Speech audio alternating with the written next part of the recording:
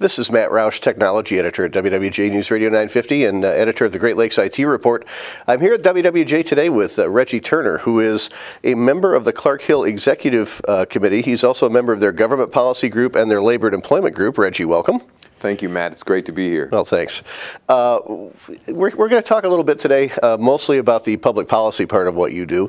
I'm curious, what changes in Washington do you see affecting businesses here in the Detroit area and in Michigan over the next, say, year or so? I see a significant number of changes coming in the financial services industry. We've already seen some, but there will be more. And those changes will not only affect the financial services institutions, but also the businesses with whom they do business in terms of the way they'll be reporting, the liquidity in the market, the amount of credit that is available. Those issues will be significant. Next, in the environmental arena, particularly for the automotive industry, we've not seen the end of regulation of corporate average fuel economy standards. And those changes will affect the automotives and their suppliers. Even with the industry and the shape it's in, you expect more of that, huh? Absolutely. I think that's one of the reasons we saw the change in the leadership on the Commerce Committee, where Congressman Dingell, after a period of long and distinguished service, has been replaced by a congressman from California who is a staunch advocate for firmer environmental regulation. We're also going to see changes in the area of federal labor and employment laws. We've already seen the Lilly Ledbetter Equal Pay Act, where employers will be faced with longer periods of time in which employees can sue over pay discrepancies. There is a proposed change in the federal labor laws that would eliminate secret ballot elections. We may possibly see changes with respect to other employment laws.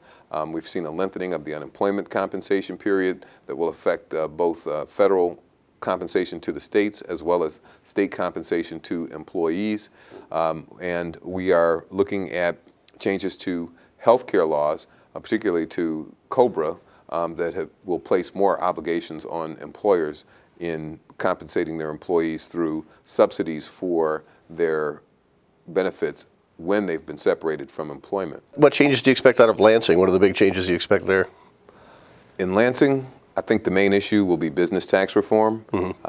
Many people are calling for a change in the surcharge or a change in the whole structure of the Michigan business tax, and that will be an issue that will get a lot of attention from the legislature and the governor this year. We're also seeing a change in the way Michigan will engage in environmental regulation and oversight. They're going to defer more to the federal government on those issues. Of course, businesses will have to deal with the Michigan Unemployment Agency on changes that will lengthen the amount of unemployment compensation period that employees will face, and we'll see, I think, more attention paid to healthcare and other issues that may ultimately affect employers. So going back to the business tax for just a second, I'm curious, what do you think they might do other than the surtax? I mean, the surtax replaced a tax they wanted to put on services last year that was widely criticized. You know, the surtax obviously doesn't have any friends either. So what do you think they can do other than those two things? Well, let's face it, businesses really want taxes to be lowered across the board. Of course, with the huge budget deficit that we face here in the state of Michigan, it is unlikely that there's going to be a net tax cut. The question is, how will the tax shift affect the various businesses? One idea that is on the table is to sharply reduce the Michigan business tax, but to replace it with a progressive income tax, which would require a constitutional amendment. That would be a major, major change, shifting taxes from businesses to individuals. Besides taxes, what are some of the other big public policy issues you see affecting businesses? Well, at the federal level, there are also proposed changes in labor and employment laws that will affect business. We've already seen the president, as one of his first acts, sign the Lilly Ledbetter Equal Pay Act, which created more rights for employees to sue with respect to what they consider to be pay discrepancies.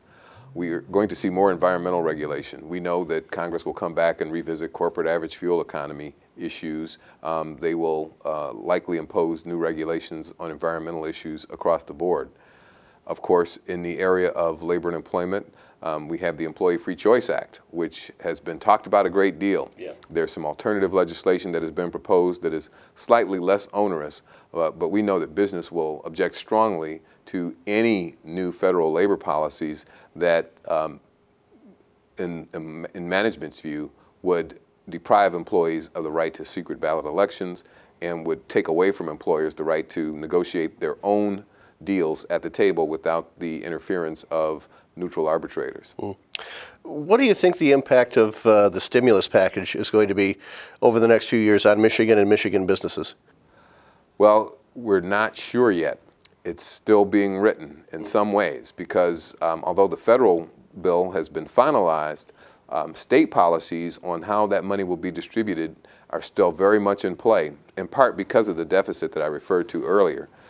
Michigan faces a huge budget deficit, and some of that stimulus money, in fact, maybe most of it, will be used to balance the state budget, which means that some of the long-term infrastructure fixes and incentives to create new opportunities for people to be retrained may have to take a back seat to balancing the state's current budget deficit. It's just sort of kicking the can of the problems down the road a bit, huh?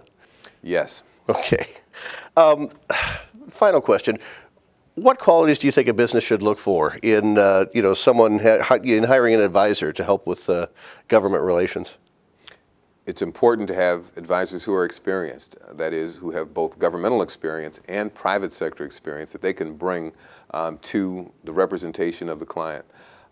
Business skill supplements political skill, and we like to think that Clark Hill is unique in the sense that as a law firm, we provide our clients with all of the protections, all of the resources, all of the ethical constraints that law firms bring to the representation of their clients. But we also have the political skill, political experience to negotiate on behalf of our clients the best outcomes with respect to legislation, regulation, and other issues at government. All right. Thank you, Reggie Turner of Clark Hill. This is Matt Roush, Technology Editor, WWJ News Radio 950.